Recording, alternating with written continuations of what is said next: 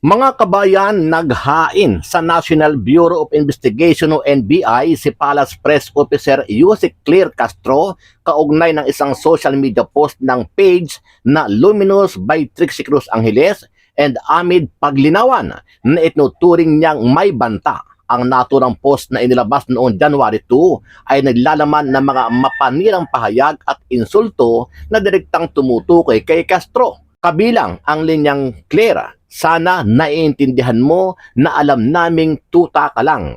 Ayon kay Castro, lumampas na umano sa lehitimong kritisismo ang mga pahayag at maaari itong pumasok sa threatening at harassing content dahilan upang ito ay idulog niya sa NBI para sa investigasyon. At the time, of course, natakot ka. Kasi hindi ko naman sanay sa death threats eh. Pero kasi sabihin na appendix mo lang ang walang latay, iba ang ibig sabihin nun. Meron itong pagbabanta sa iyong buhay. So, yun yung naramdaman ko. At up to now, yun pa rin yung nararamdaman ko. Personally, ang kakilala ko lang naman ay si Atty. Trixie Angeles. Pero yung a certain Ahmed, hindi ko siya kilala personally. Hindi po nadadaan ang anumang diskurso sa pagbabanta sa buhay. Yung pagiging bayolente. Huwag nilang gayahin ang mga idolo nila.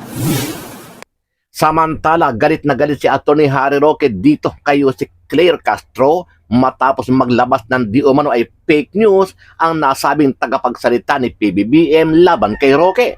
Sa kanyang Facebook post, lantarang binanata ni Roque si Castro at sinabing numero 1 tagapagpalaganap ng fake news si Castro. Paano ngayon? Pahiya ka. Dakdakan ng dakdak. Hindi mo muna sinecheck ang iyong mga facts. Mahiya ka naman sa dami ng fake news na ginawa mo.